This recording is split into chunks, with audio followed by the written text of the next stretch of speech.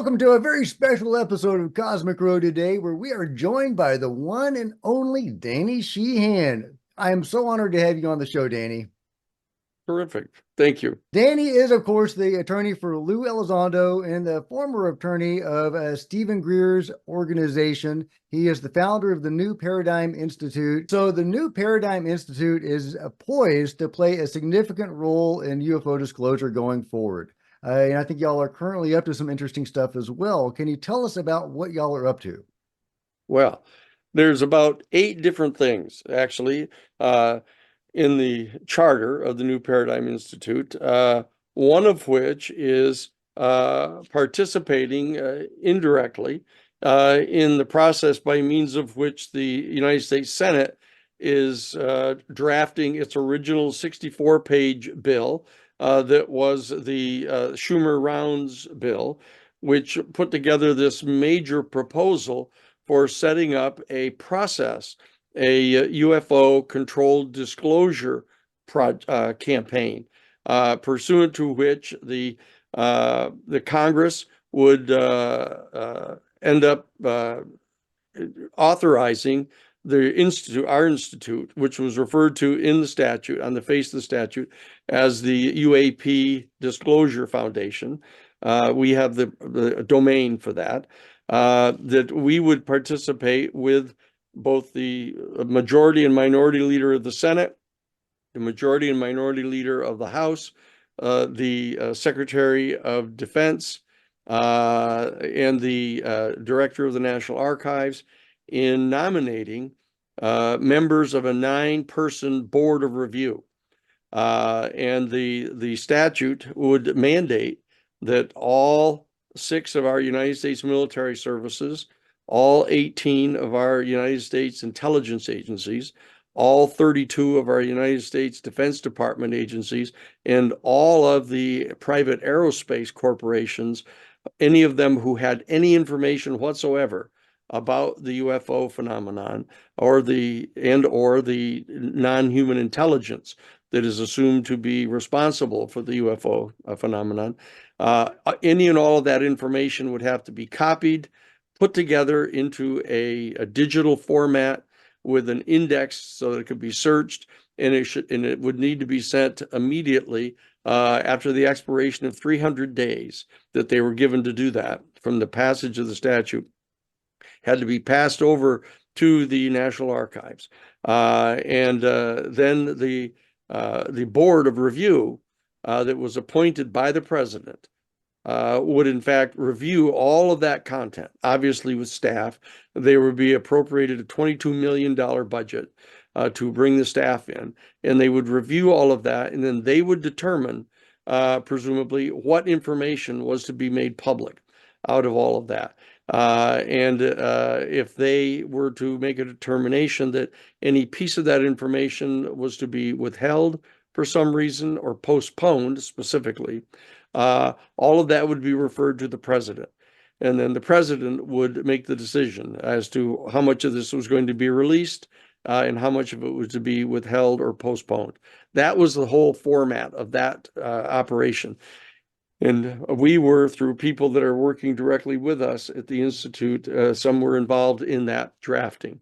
And so our job was, secondly, was to oversee that process on behalf of the civilian community, the regular citizens, to oversee that process, to see to it that the board was properly appointed, that the board was properly staffed, that the budget was actually appropriated for them, and that they were performing their services responsibly. And we were also to bird dog the various military services and intelligence agencies, et cetera, to make sure they were complying. And in that statute, on the face of the statute, that board was granted subpoena power so that it could subpoena specific people to come in and be subjected to interrogation and a deposition to make sure that they were complying. Now that was one of those were 2 of the tasks. One is to help participate in the reviewing the drafting of this, and the other one was overseeing the efficacy of the board itself and the agencies. In addition to that, that if any of the activities that were supposed to be performed by ARROW, which is the all domain anomalous phenomenon agency that you know about, we were supposed to also overview their activities.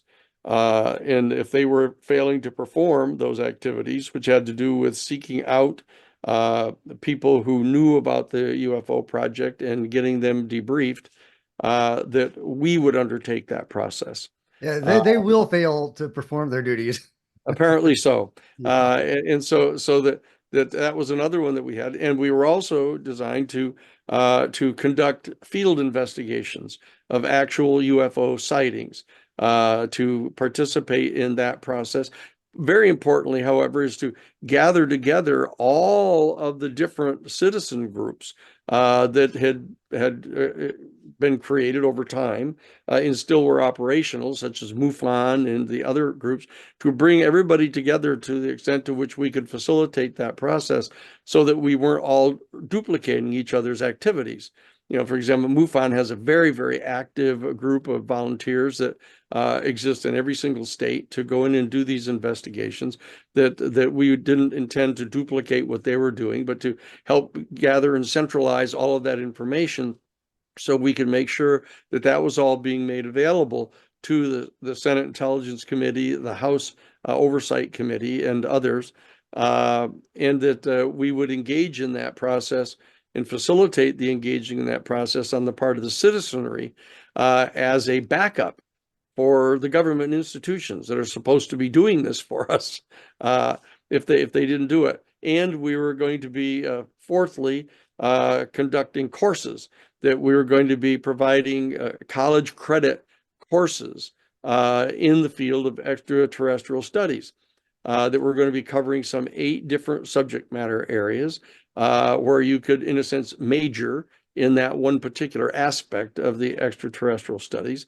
That ranged all the way from the historical information about the UFO phenomenon to the second area was focusing on the nature and origin of the actual non-human intelligence that seemed to be responsible for the UFO phenomenon, whether it was extraterrestrial, extra-dimensional, extratemporal, etc. And others, the social, psychological implications of disclosure and the phenomenon, the political implications of the existence of the UFO phenomenon and a potential extraterrestrial civilization that was coming and going from our planet. These were all areas that were going to be covered by the courses, the college credit courses. All of those functions were going to be performed, and very importantly, we were going to be directing major attention to trying to formulate a new alternative worldview, a human worldview that could substitute for or supplement the existing octave of human worldviews, none of which, or all of which assume, rather, that we are the only sentient, intelligent life form in the entire universe, our present worldviews. So we had to have another entirely different worldview that would integrate this other reality and place our human family in this much larger context, which would, of course, have the psychological implications that maybe we're not the most intelligent and most advanced spiritually a species in the entire universe, which is a little bit traumatic for our people to come to this realization. So these were a whole list of the different tasks that the New Paradigm Institute are going to be performing. We've been engaged already in many of these right now, and we are in the process now of we've convened some of the national organizations come to Washington, D.C. We have offices right on Capitol Hill, right next door to the United States Supreme Court and the Hart Office Building for the Senate, so that we meet with the staff there fairly regularly to see how the progress is being made. So all these things are going on right at the moment. And this is the New Paradigm Institute in Washington, D.C. Danny, that is a robust and amazing program you have put together, and I am in awe of that. I wish you the best of luck with that. Now, getting back there, so I want to ask you a few questions about what you said, because you've given a range of different topics here. I Sure. love it. One of the things that caught my attention was with the UFO Review Board. The new paradigm, I believe, had put forth a few names to be considered for the review board, and one of them was John Podesta, and one of them was Leon Panetta. Yes. Now John Podesta, of course, is a UFO guy. But what about Leon Panetta, former director of the CIA, Mr. Cover Up himself? Can you sell me on Leon Panetta? Well, it wouldn't be Mr. Cover Up himself. There's probably others who are entitled to that one. But I mean, that Leon Panetta has been the United States Congressperson from where our office of our Romero Institute is in Santa Cruz, California.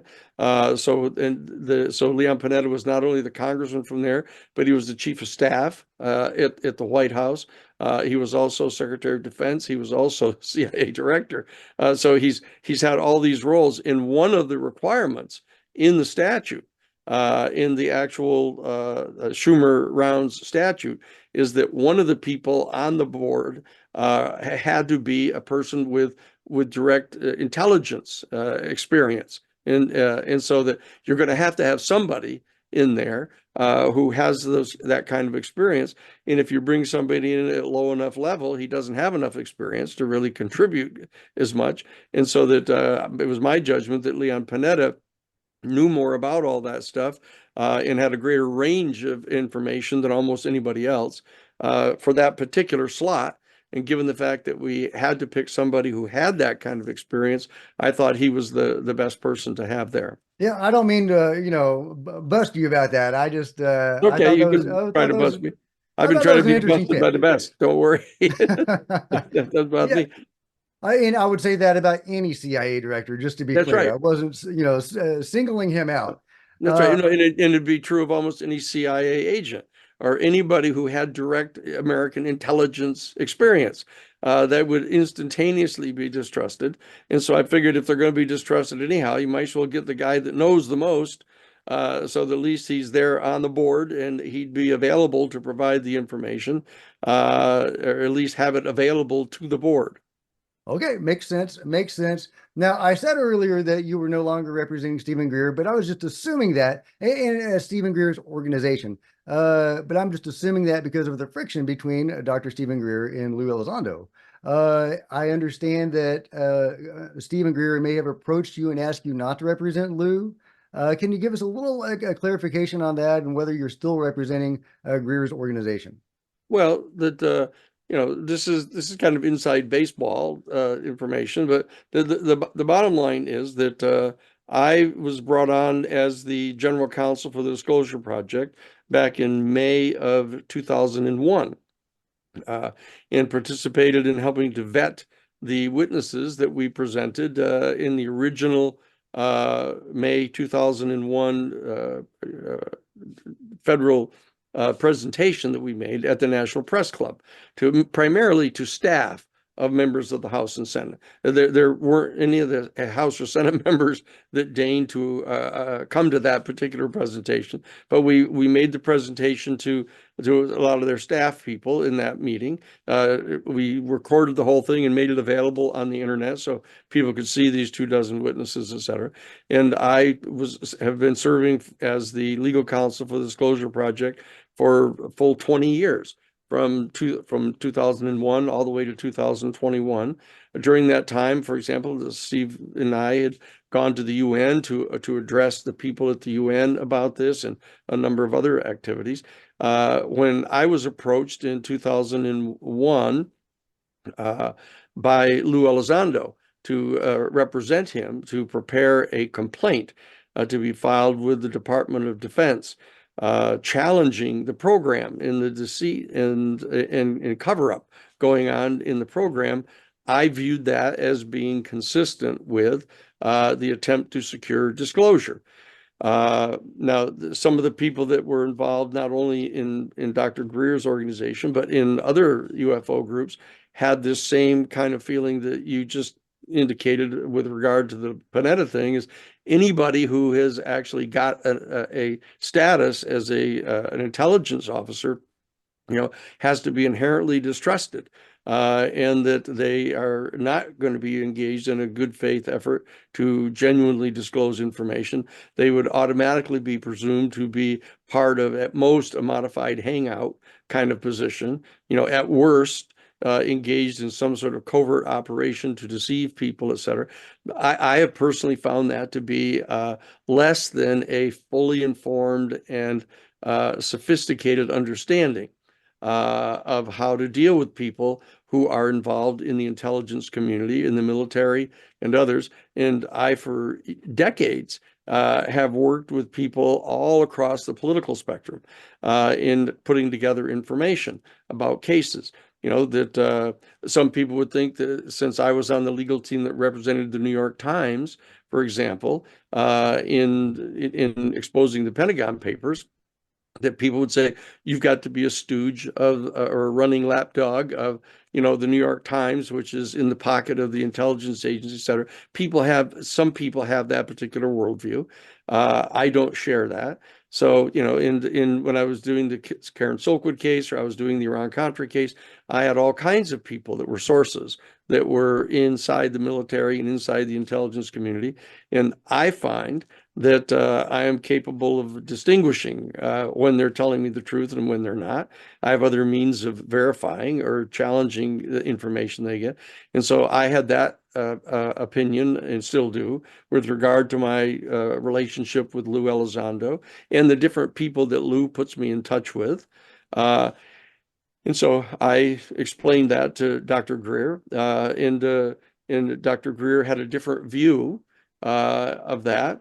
I continued to represent Lou Elizondo and the Disclosure Project for some period of time, and then I received a note from a lawyer that I had never heard of before, and I had no communication from Dr. Greer of any kind about it. And this lawyer said that I was either going to have to drop representing Lou Elizondo, or I was going to have to voluntarily withdraw from being the attorney for the Disclosure Project. Well, since it hadn't come from Dr. Greer, I didn't pay any attention to it.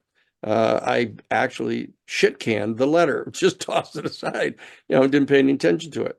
And so I've still never been told by Dr. Greer anything about that. And I've seen Stephen since then. He invited me to come to the I think it was June thing at the press club in 2023, where he presented some additional witnesses on the thing. He invited me to come and meet with the team of lawyers that he was working with to try to determine what type of legal action might be taken to compel disclosure further. I met with the folks and worked with them, and it turns out that one of the lawyers who was working with that group turned out to be the lawyer whom I didn't know who he was before, and had never been introduced to him before. But it turns out when I was telling him, I got a letter from some nobody nerdnik lawyer telling me that I was supposed to make a decision as to which of the two I was going to represent. It turns out that was he that I was talking to, and I referred to as the little nobody nerdnik lawyer. And he took some umbrage at that, and decided to basically go off on his own and tell me how absolutely necessary it was for me to make a decision between one or the other, or I would have to cease and desist from being the attorney for the Disclosure Project. And I, again, continued to ignore him unless and until I'd received any kind of a direct communication from Dr. Greer. And then finally, that fellow sent me a letter insisting that I cease and desist from referring to myself as the current attorney for the Disclosure Project. And so since that point, I've just referred to myself as the 20-year attorney for the Disclosure Project, which I was and had been since 2021 or 2001 to 2021. So that's so the status for the inside trailer park gossip about all of that, to the extent to which you're apparently interested. Well, I am very interested. I think that Lou is doing amazing work. I wouldn't be in this if not for Lou coming out in 2017, and I'm sure many Yeah, other people are likewise. that's But at right. the same time, I think Dr. Greer is doing great work too. Yep, I agree. I agree with both of those things. I've done Always CE-5 have. Yep. multiple times and it's worked every time. I think that's a huge part of potential contact that we could have with the phenomenon and even potential disclosure. Getting back to that, I know you're friends of Dr. Costa Macreus, if I'm saying his name right, or not Dr., but Costa Macreus. Am I saying his name right? Oh, Costa. Yeah, I Costa. know Costa. Yeah. Yeah, yeah. And so what part do you think that CE-5 could play in all of this and Oh, disclosure and I think that that's very important. I think that this falls under the rubric of citizen diplomacy. You know that I'd been quite active in the past in trying to facilitate direct, open communications between American citizens and citizens of the Soviet Union, for example, when we were attempting to try to get through the Cold War and to get that set aside. We share a belief with citizens in other countries like China and Russia and other countries that the United States leadership or elite, right, at any given point in time, think that we should have some sort of adversarial relationship with, usually on behalf of our major corporations, uh, wanting one resource or another that they're in competition with these countries. And so I've always ignored that. And so I've been very much a fan of open dialogue going on between and among citizens from the different countries that their respective elites are trying to talk us into disliking each other. I thought that was very unproductive. So that I've been always a fan of that. In this particular case, it's kind of a unique situation where the actual extraterrestrial beings that are apparently coming and going in the UFO craft are actually making themselves available to have face-to-face contact with some people. Uh, uh, and so that I figured that that's a good means of potentially having some diplomatic relations with them. Dr. John Mack and I, back when John Mack was alive, and I was representing him as well, that we developed a plan to train people who had been having consistent abduction experiences, as they called them, and that to train them to engage in holotropic breathing and to get centered and calm so that when another abduction event started to happen, they could keep from freaking out and scaring the UFO people. Because we're noted as a species of being pretty violent when we get frightened. We have this kind of fight or flight action, and it's usually fight. And so that we were trying to train some of our people, the persistent experiencers, to have diplomatic relations with these folks that were abducting them anyway. So why not get them to have ask questions and dialogue? So I've been involved in that process for some decades. And so that in this particular case, the ability of an individual person to reach out and have telepathic communications with extraterrestrial beings, either face to face or not face to face, is attested to by many credible people. And there have been instances where groups of people have, in fact, had encounters with a UFO vehicle and their occupants.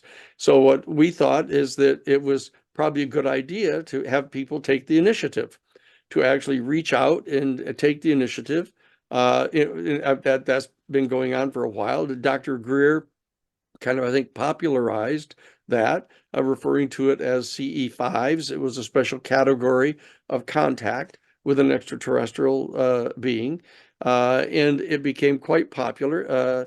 And it's been undertaken by all kinds of different people, not just Dr. Greer, but Costa and other people have tried to organize groups of people to have these regular experiences. They go out into the fields at night usually and gather in a big circle and together kind of engage in a meditation, which is a form of telepathic outreach, at least certain types of meditation. And so I've always thought that that was a good thing to do. I've talked to individuals who have been on those type of CE-5 expeditions, if you will, and have had very positive experiences and have believed that have seen not just lights in the sky doing strange gyrations, but have actually had craft come down that are totally visible to them, like right within like 100 yards. And so they've presented very credible accounts of that. So I have found that to be an efficacious method by means of which attempting to establish direct citizen diplomacy with these craft and their occupants.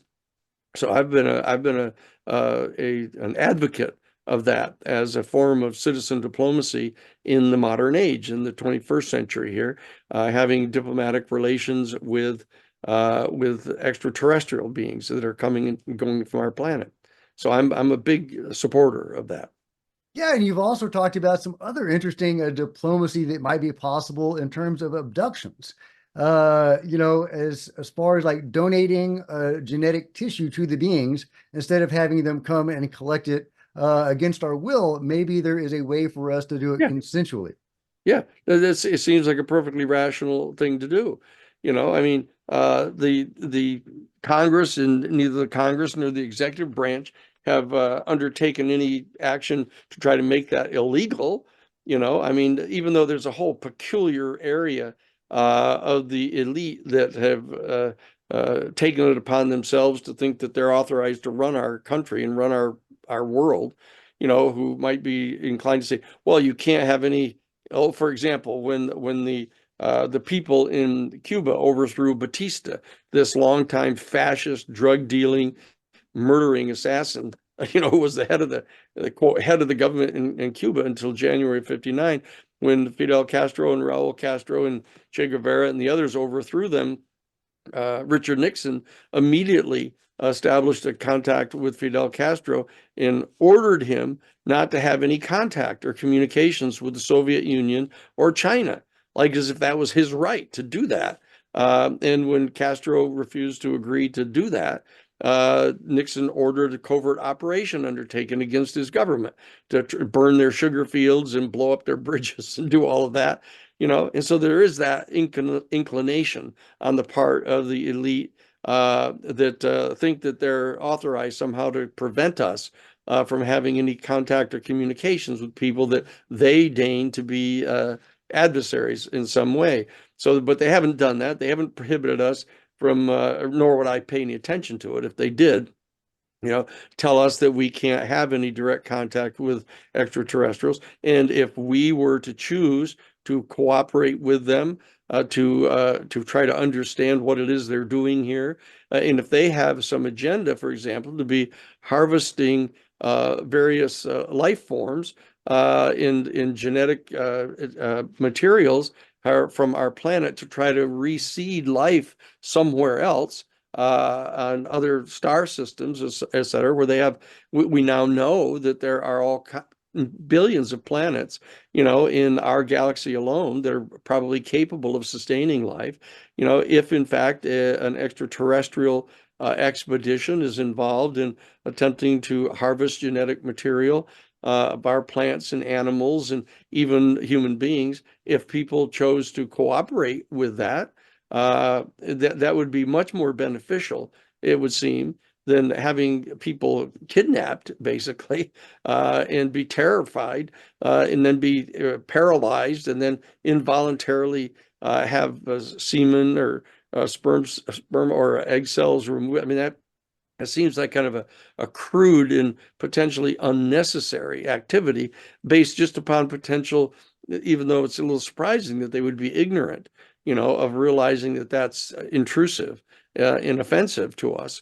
But if they were to have a kind of open dialogue and discussion with people about participating in that program, a lot of the people who began that experience, being terrified and upset about it, came to really see it as an astonishing experience to be going through. But it took them a number of months or years to accommodate themselves to that process, and I think that other people might approach it more positively right from the outset.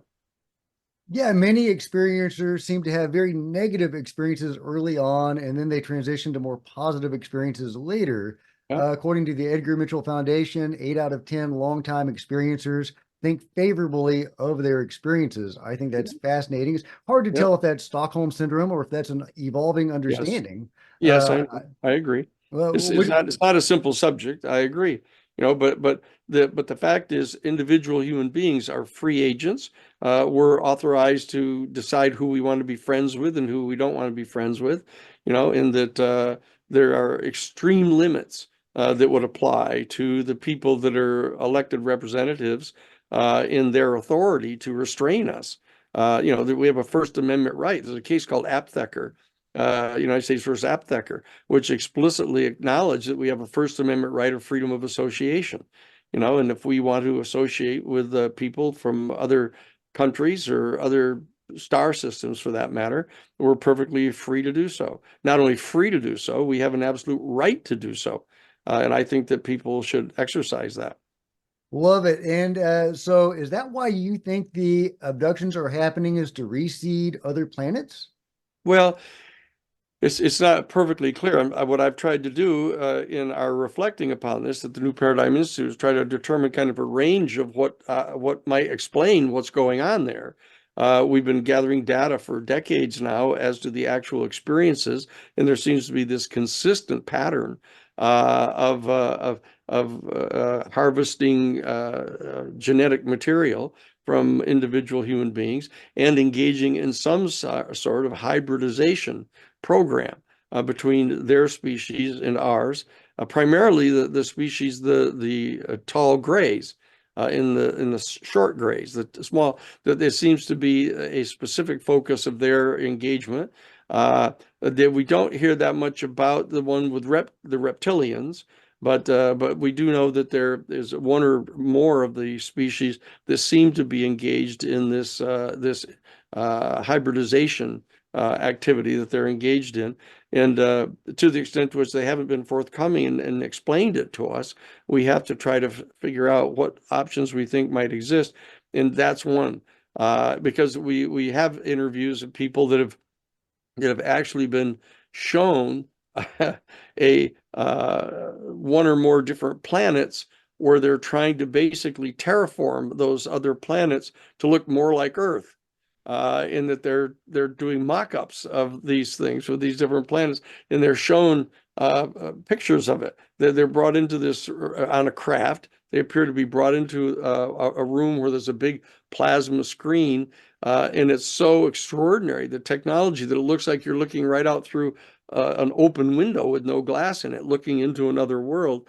In that they're asked telepathically, how's that? Is that close? Does that look like? Is that convincing to you that this looks like Earth? But it ain't. It's something different. And so that there, with that data coming into us from certain interviews, and then the knowledge that they're actually engaging in hybridizing individual people, you put two and two together, and you could come to form one of the options that they're actually attempting to seed other planets that have an environment that is capable of sustaining life, so that it is an option, would be an option both for us to have people go to, human beings to go to, and could be an option for them to have some of their people go to, another planet and in our galaxy somewhere. But Well, it's a feasible possibility. yeah, I interviewed Peter Maxwell Slattery, and an experiencer, if you've ever heard of him, from Australia. He's heavily involved with East Ranch, if you know East Ranch, Mount Adams. Anyway, Yes. yeah, okay, yeah, and he was told by the beings that he's interacting with, because he was shown hybrids that he has fathered, Yep. and he was told that he was his genetic issue was being used to reseed other planets.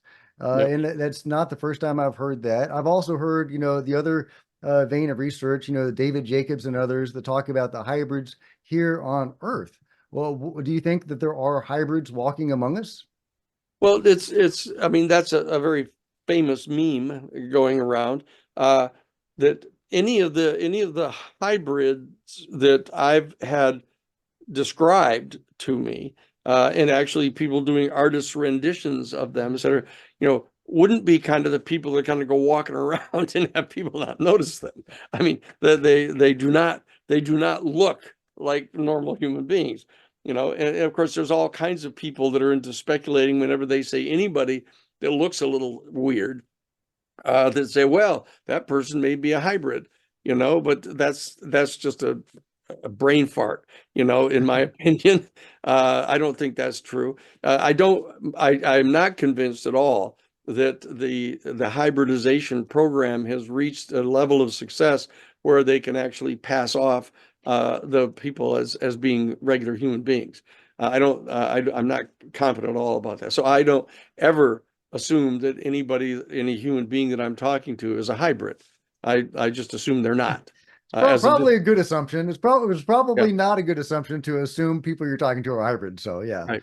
Well, it's just an attempt to dehumanize them, to suggest that somehow we can treat them as though, we don't have to respect their rights or their dignity or anything else. So I don't I have not, but one of the things that the New Paradigm Institute is doing, of course, is exploring all of these questions to try to figure out what the actual data is, so that we have a lot more than just our own individual personal experience. I mean, I may have a greater range of experience than most people of having met as many people as I have, and interviewed as many people as I have, and studied this for as long as I have.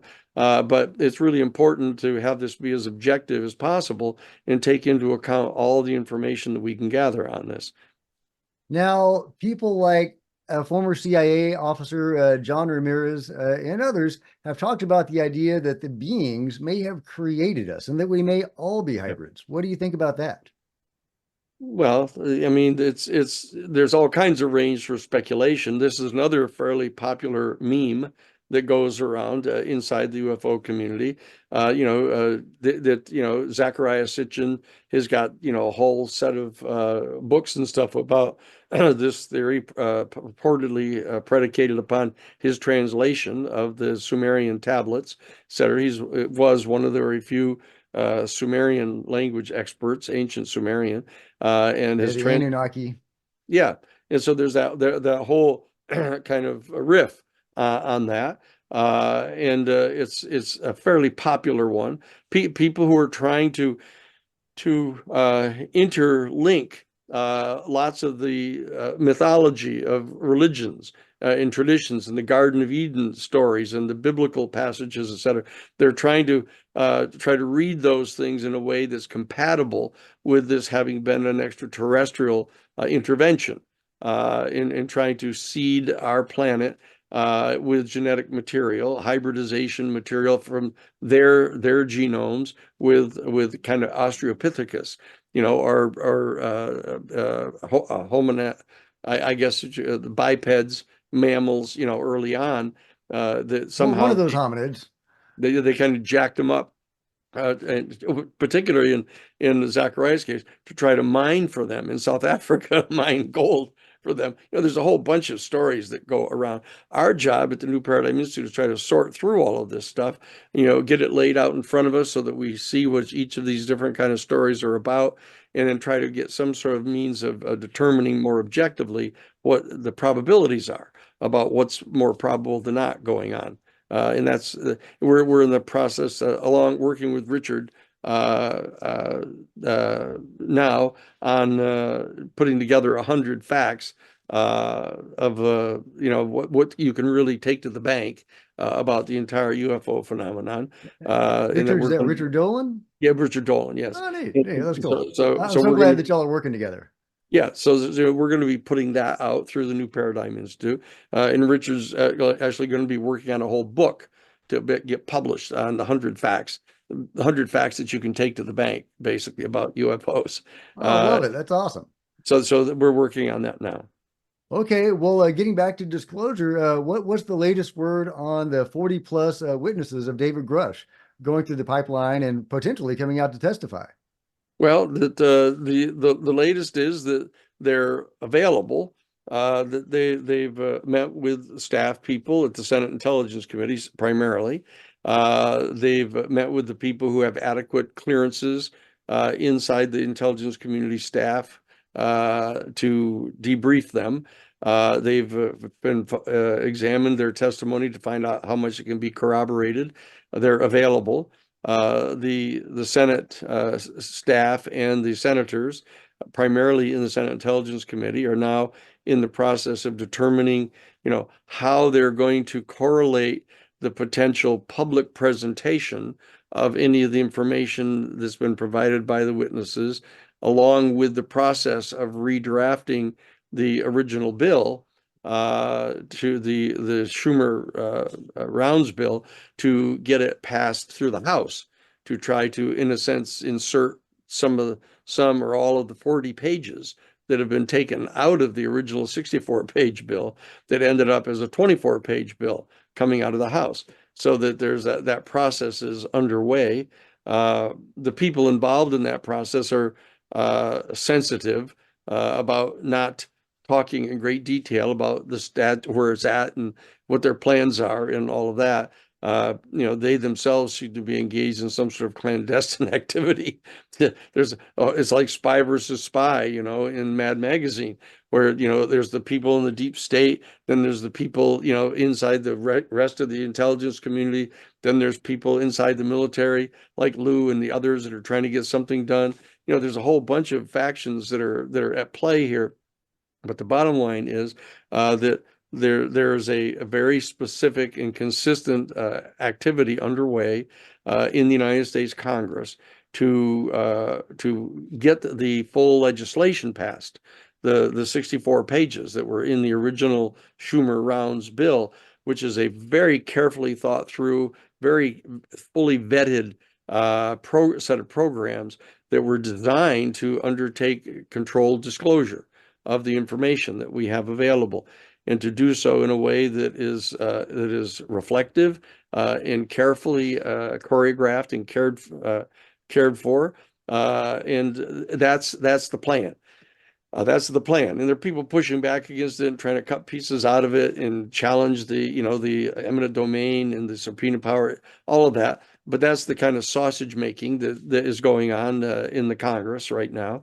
But the bottom line is that the objective is to get that entire bill passed, because that one has been vetted and agreed upon unanimously by all of the members of the Senate Intelligence Committee, and basically unanimously passed by the Senate. So we know that we've got the wind at our back of the entire United States Senate as to what they've figured out is the best way to go about this process. And you got a few outliers, in the House, primarily those that are in the pocket of the aerospace corporations, that are pushing back against it, and they're using their yes, just saying. I've got to send a note here. This is one of our guys. Yeah, take Okay, your time. got it. It's one of our people. So the bottom line is that process is underway. Based on 50 years of experience in working on this area and with people in the field, I'm optimistic that we're going to ultimately succeed in getting all of that put into place, because it has been so clearly supported by the virtually everybody in the United States Senate, except Mitch McConnell, who now is more and more irrelevant. And in the likely next majority or minority leader in the Senate is likely to be John Thune, who is one of the two United States senators from South Dakota. And we've got the other senator from South Dakota, Mike Rounds, who's a co-sponsor of our bill. So, Nice, nice. so we believe that we're going to be successful in getting this done. We're just trying to increase the rate at which it's going to get accomplished, so that we can get about this process of full disclosure. Are you going to have to modify anything like eminent domain to get it past people like Mike Turner? Well, that we're involved. It's not clear that anything is going to satisfy his sponsors, who are the private aerospace I mean, industry, what would? who want to, just own it, and they want to take personal possession of the technology so that they can make trillions of dollars throughout all the rest of the future of our human family, on owning this technology. And we're the New Paradigm Institute, and most of the people that we work with are completely set against that. That's not a good public policy. It's one thing for them to, quote, wet their beak, as they refer to it, by getting some sort of vested temporary interest in some making money on this thing. It's another thing to kind of feed the entire animal to an eagle, who's swallowing it all, and owning it. So we're not supportive of that. So that dialogue is going on, and as you know, in Washington D.C., once you get inside the Beltway, everything ends up being a compromise. Everything. But what our objective is at the New Paradigm Institute is not to allow the temporary compromises that may be possible become permatized. So you don't want to have that be a permanent resolution of the thing. And of course, that's what they're all doing. So no, let's just get a little compromise so we can keep this process going forward. And then they cement it in, and then they cite it as absolute precedent, and that we have a reliance on this agreement that we've entered into. That we're being extremely cautious about all that. So rather than make untoward and irresponsible compromises in this process, simply to try to accelerate the process of getting more done, that we have at our option is to make more of the witnesses available publicly. And just have them be kind of ushered out and present more and more information, so that the opponents of this, of our bill, are going to view this as what they fear as catastrophic disclosure.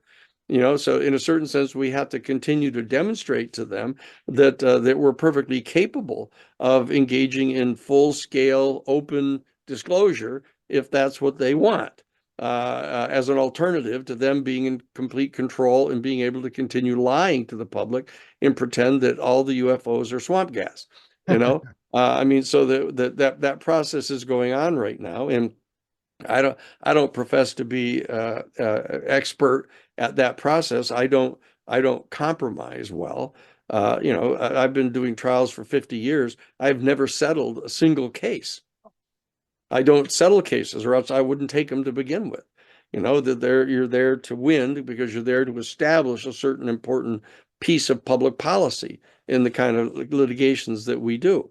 And so the bottom line is that process is going on. I'm in favor of marshaling the witnesses and bringing them forward seriatim, at least until we get full compliance with the bill that the Senate has proposed, which I anticipate getting. That full process probably is not going to be completed prior to these extraordinary elections that will be coming up in November, that are going to determine the more likely than not, the continued presidency for a second term of President Biden, and very possibly the Democratic Party taking over at least the couple additional seats in the House, so that there's a Democratic Senate and House, so you can get a little more cooperation. You can get Turner out of there.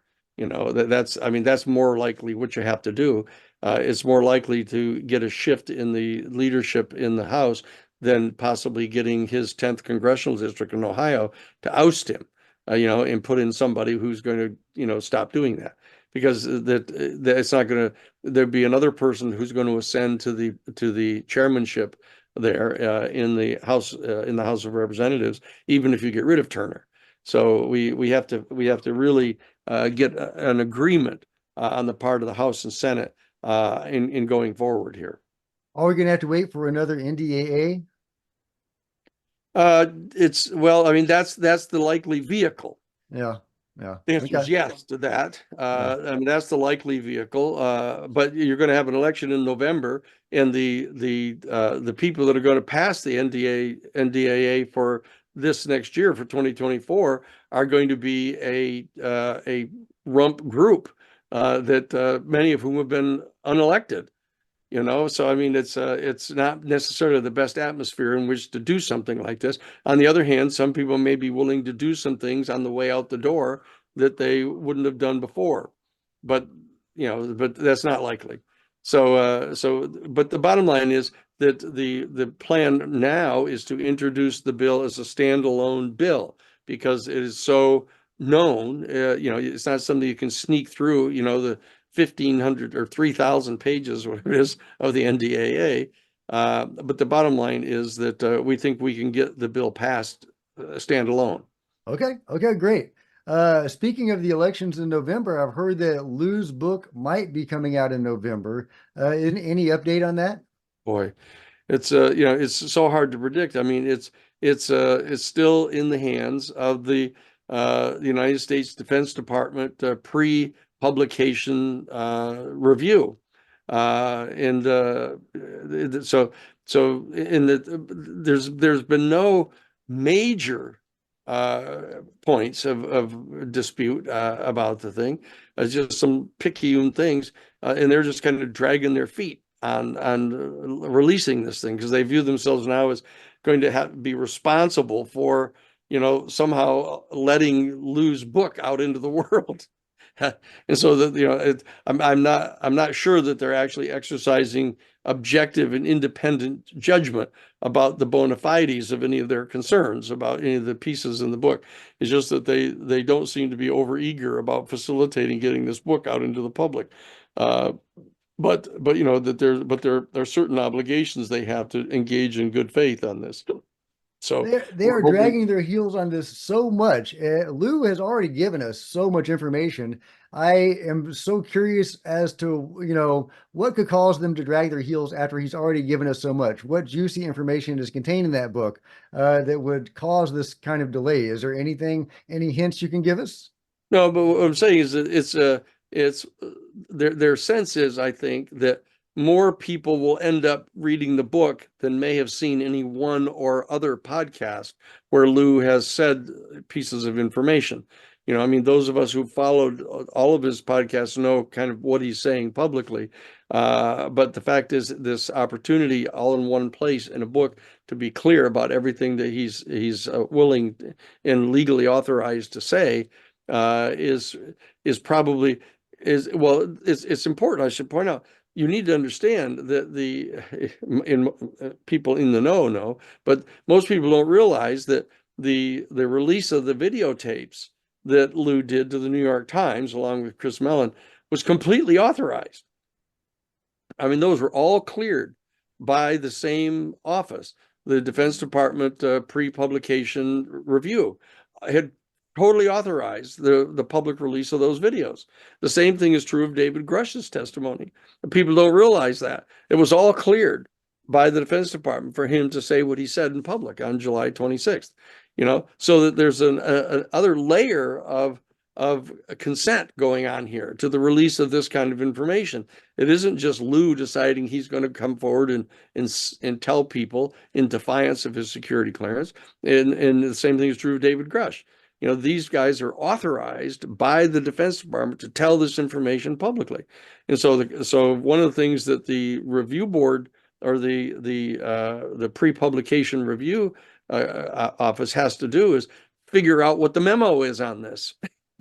Like, what's the word? How much are we supposed to allow to be said here? What's the game plan that's really going on here? And that's all a little bit confused right now. That there's a number of people inside the Pentagon who obviously have not gotten the memo.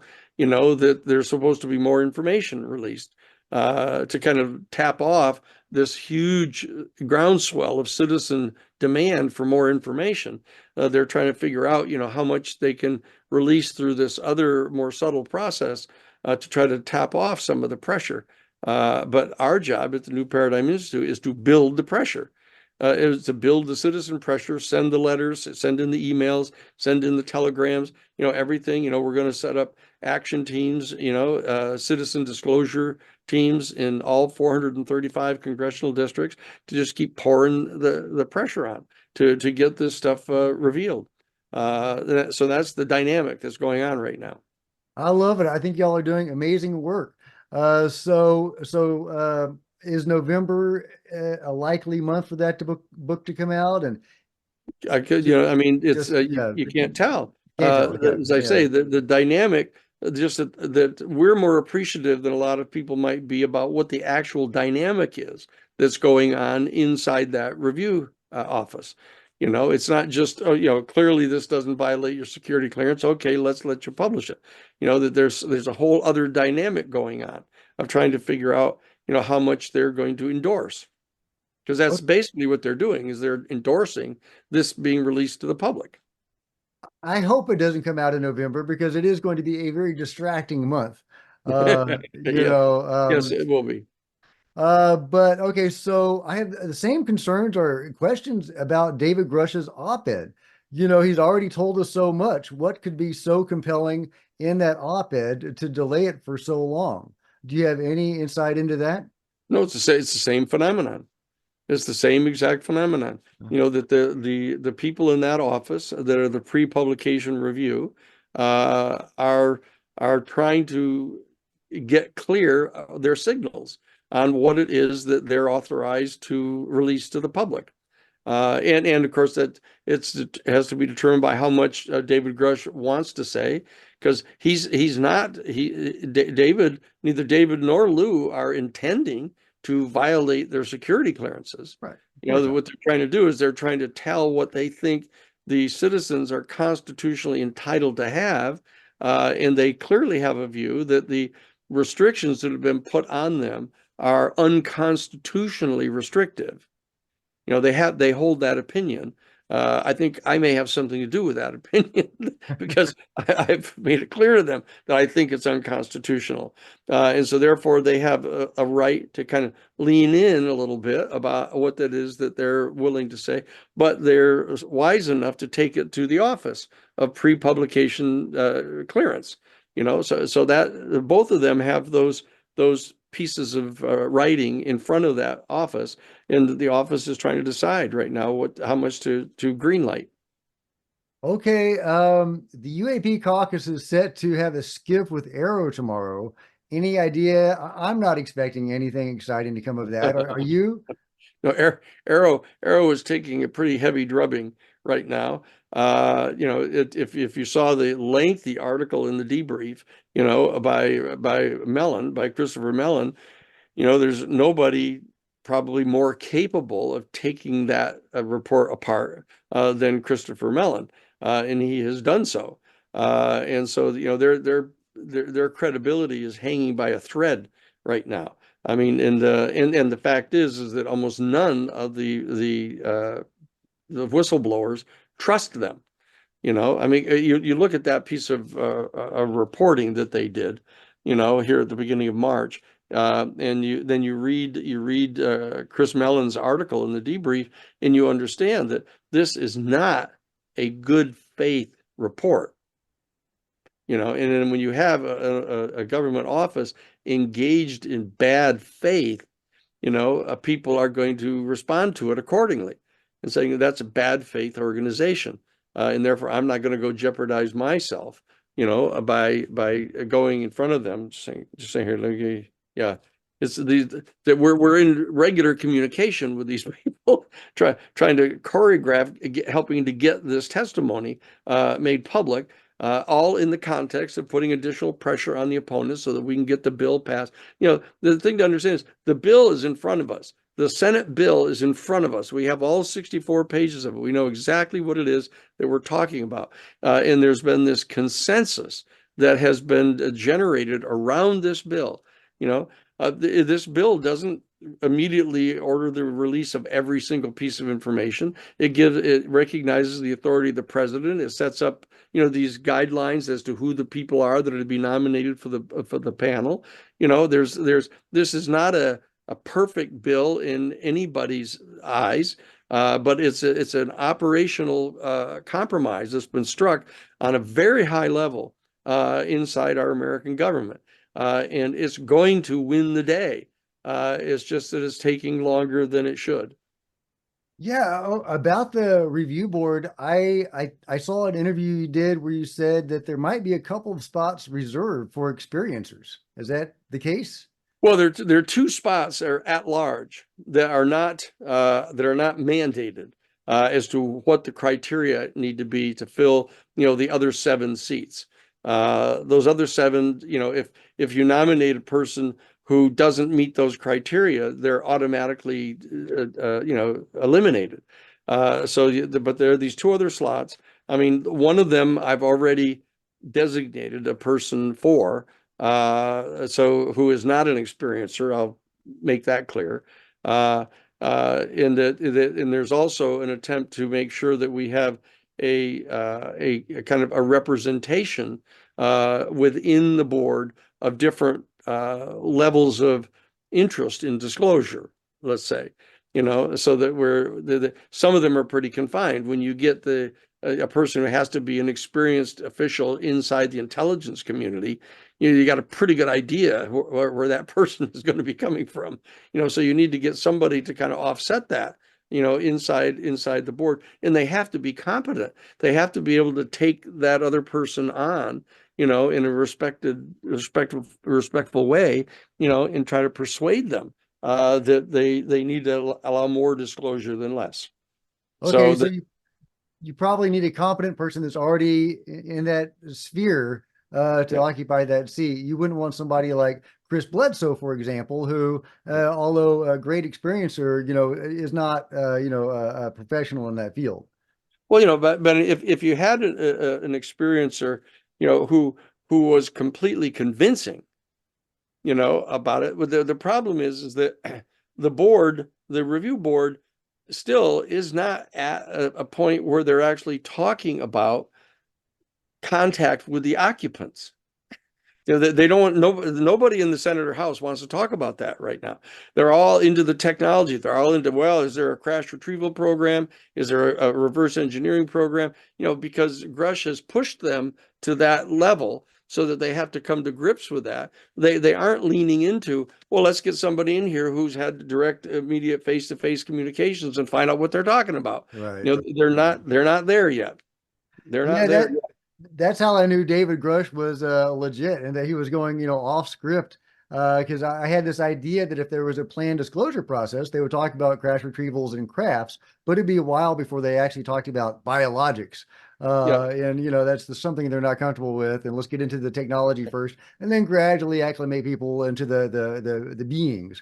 Yeah. Well, Um, I mean, in one thing, I mean, biologics in a crash saucer, of a recovered body is one thing, a very important thing, obviously, but it's a different thing still that you're talking to live ETs face to face and yeah, having telepathic communication with them about 100%. their civilization and how long have they been at this, what are they up to? I mean, that's a whole other category of information Yeah. that is not being discussed much right now. I think you've talked about an alien interview. I don't think it's the one that Jon Stewart has been talking about. I think it's a No. different one. Yeah. But can you tell us anything about that? Well, yeah, there's, as I said, Albert Stein, who was a member of the staff of Blue Book, on his deathbed, recounted to me here he is with tubes hanging out of him and he's dying right in front of me, I mean, so it's not one of those kind of things where he's going to make up a good story on the way out, theoretically at least, unless he's really good, he's really well trained, but he isn't. He was a clerk typist, really, as what his job was, in just keeping the records of the thing. And and he said very specifically that he was there. It's interesting. I don't want people to get confused. His commanding officer was there. They were at S4. They were there together, and his commanding officer went into the room where he could see through the two-way mirror his commanding officer having direct telepathic communication with the extraterrestrial biological entity, the EB, and they were clearly conversing telepathically. You could tell. So, I mean, and I'm not referring to that as an interview, even though that could be deemed an interview. What he was doing is Albert himself was sitting outside because he wouldn't go in. He was afraid of it.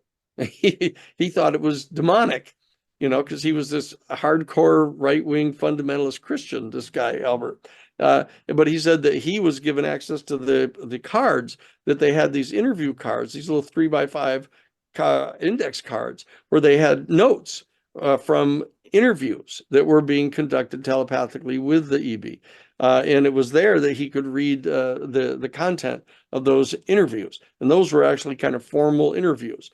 And that was the record of it. But so what I had said before is that, it's 99.99999% probable that any of those formal interviews would have also been filmed.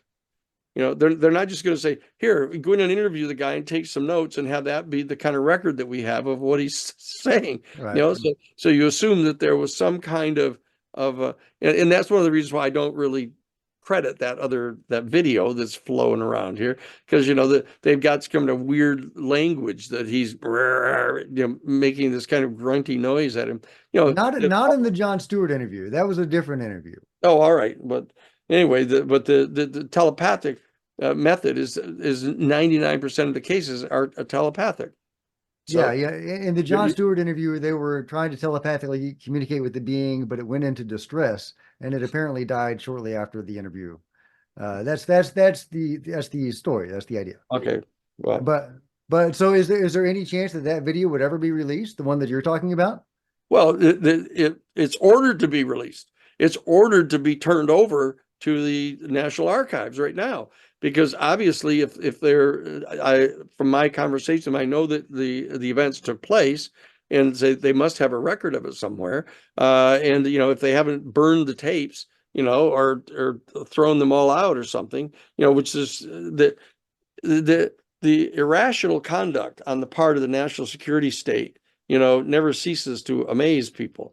But I mean, they destroyed all the tapes of the torture sessions at Abu Ghraib after they'd been ordered by Congress to turn them over, and they just went ahead and destroyed them, and then promoted the person in the CIA that did it.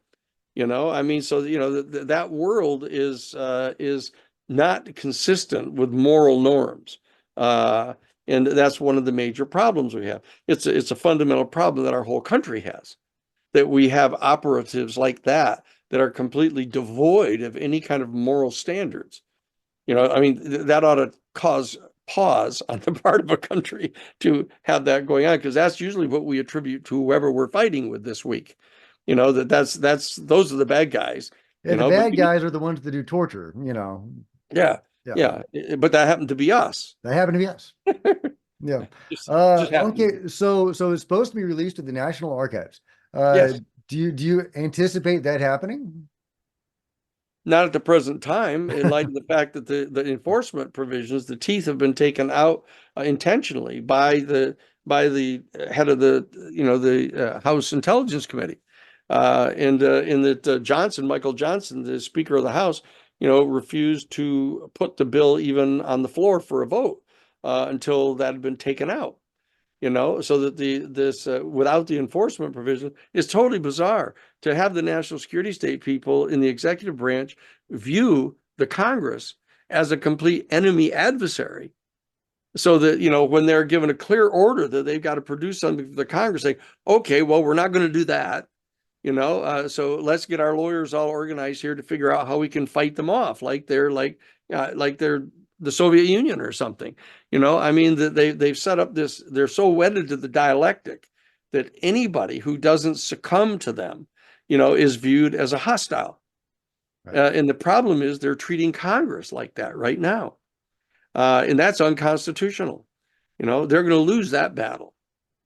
Speaking of Speaker Johnson, you have, or not you, but Tim Burchett has said that Johnson hasn't said no to the idea of a U.A.P. select committee or subcommittee. I understand that you may hold, I think that you may hold more faith in the Senate Intelligence Committee. Is that right? Yes, absolutely. Because Johnson is the one that would appoint the people to such a select committee. The selecting is done by him, and so who he's going to select, because he's already made clear what his position is on the bill, that he doesn't want it, and so that isn't it's myopia to think that just because it sounds good, oh, we've got a special select committee to really know who's selecting them and who's going to be on it. You ought to take the next step down the road to see that that's not a good thing, to have the House do this. But you think that the Senate Intelligence Committee is where it's at? Yes. Okay. Yeah, Okay. they're the ones that drafted the bill. I Yeah. mean, they're the ones that drafted the big 64-page bill. They're the ones that have choreographed and organized this compromise that is satisfactory to all parties except for the aerospace industry, so that's the one that needs to be passed eventually. And you think that the Senate Intelligence Committee can play hardball with those guys? Yeah. Yeah. Yeah, they're going to have to.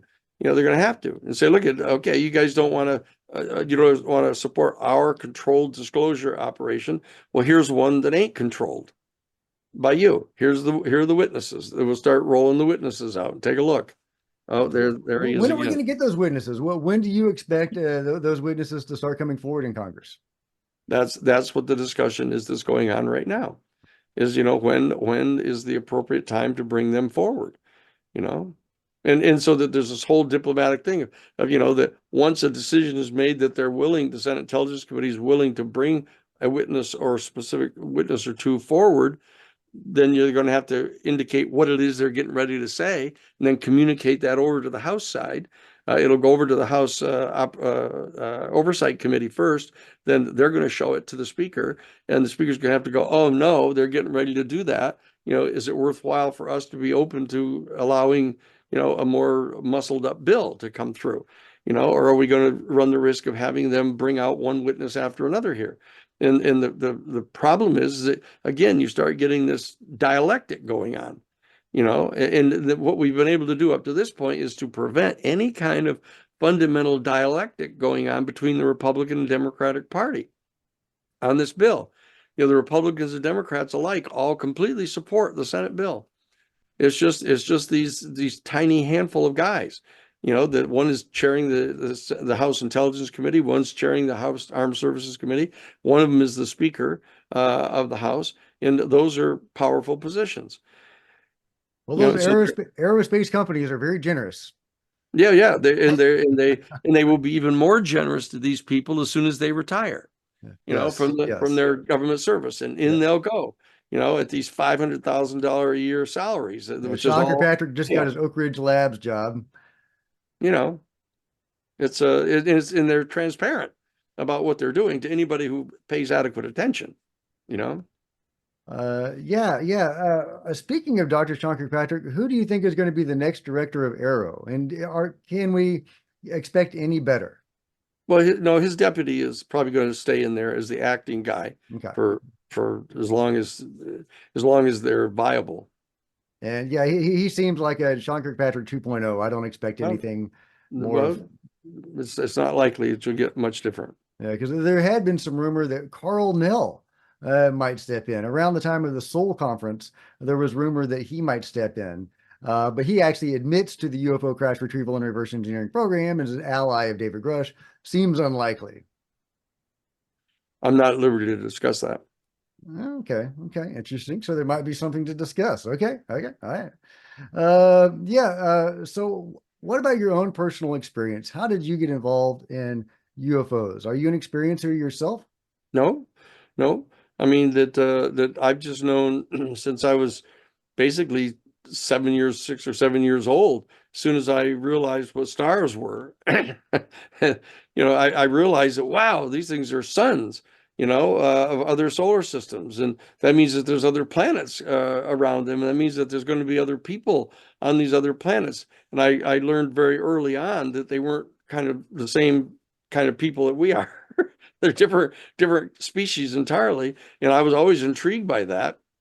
And I even went so far as to say to Senator Jacob Javits when I was being interviewed for the United States Air Force Academy that I was looking very much forward to getting to participate in the space program so we could go out and get to meet the other people from other star systems.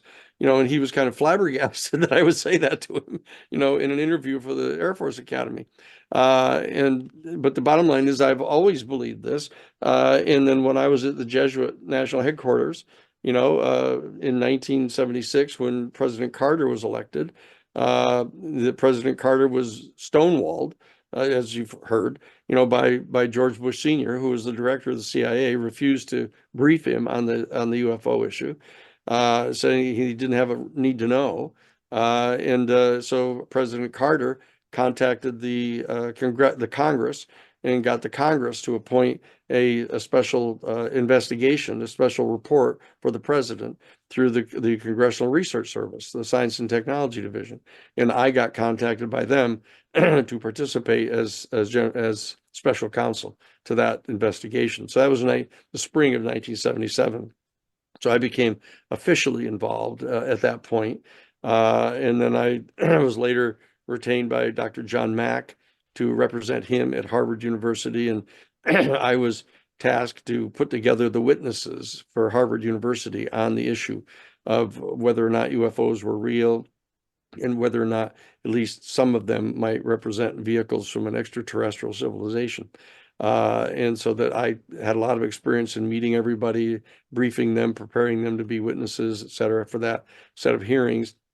And then I was retained to be legal counsel for the Disclosure Project in May of 2001.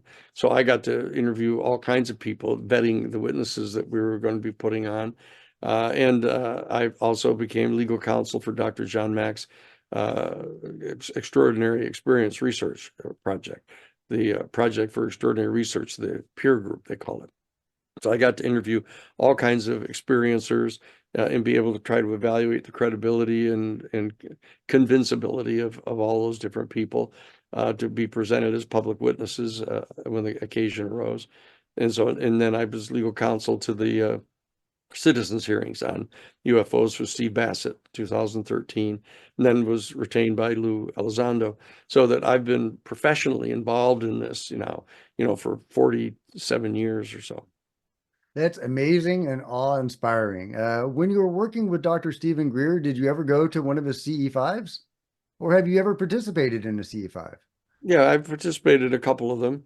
They were not anything very impressive, the two that I participated in. Yeah, the ones that I've participated in, all the good stuff seems to happen to somebody else. Yeah, they Yeah, stand in a circle. They stand in a circle and look outward, and so individuals see something, and then everybody else is looking in another direction. So yeah, it's well, sometimes you can be looking at the sky and one person can see something and the other person doesn't.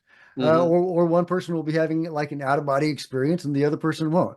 mhm. It's very subjective but it's fascinating and it works and I love it. I Yeah. would love it if Stephen Greer and Luke could set aside their differences and work together instead of against each other. Well, that's exactly the objective of the New Paradigm Institute, is to try to get people, who are on the same team, trying to get more disclosure, to work together.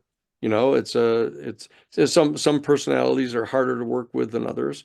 But I think that we'll achieve success eventually, having everybody going in the right direction. And when we get the disclosure, everybody is going to say, "Oh, this is what we've all been working on together. We're all in the same happy group, and hopefully everybody will be completely friends with everybody by that time." Well, what does a post-disclosure world look like to you?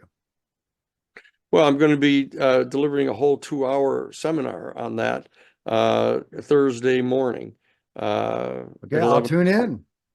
So that we have to start, I don't want to get out ahead of ourselves, because one of the major objectives of the New Paradigm Institute is to help develop that kind of worldview. But I can point out what a number of the characteristics of it might well be, and that we can start getting some general sense of it. Okay, great. Now you've talked previously about the various beings that might be here, at least 5 different races of being. Can you Yeah. elaborate on who those beings are? Well, yeah. I mean, this is not great revelations here. I mean, this is predicated upon 47 years of interviewing people and reading the materials and understanding the descriptions that are being given of the beings that are here. And the one that is most widely known are the small grays. They're about 3.5 feet tall, and with the large heads and the big black eyes and the wraparound eyes, etc. The 3 fingers, the famous 3 fingers. These are those are one particular species. There's the tall grays. Yeah, and this it's a peculiar thing because they're quite obviously the same species of some kind because they're just taller, but they're like 5.5 feet tall, and they're almost like regular people sized, but they've got the same basic features as the small grays, and then there's the reptilians that are regular people sized, and you have very credible witnesses to describing what they're like. For example, Barbara Lamb, who's an extraordinarily widely respected professional psychologist Love Barbara. who's interviewed hundreds of experiencers and wanted to have an experience herself so she could actually get to see one of these people. And one of them showed up at her house, in her living room, and there he was. And and it was extraordinarily kindly and kind of positive and friendly, so she wasn't at all frightened by him. Uh, and he said, just telepathically communicated. Said, see, you wanted to actually have an experience of seeing one of us here. Here I am, just to let you know, and so that was an extraordinarily credible account of an encounter with the reptilians. And then there's the what they call insectoids, kind of a bizarre name for them, but their nickname are the mantis people. They look like a praying mantis, big, tall, super skinny, big kind of head bent forward kind of thing.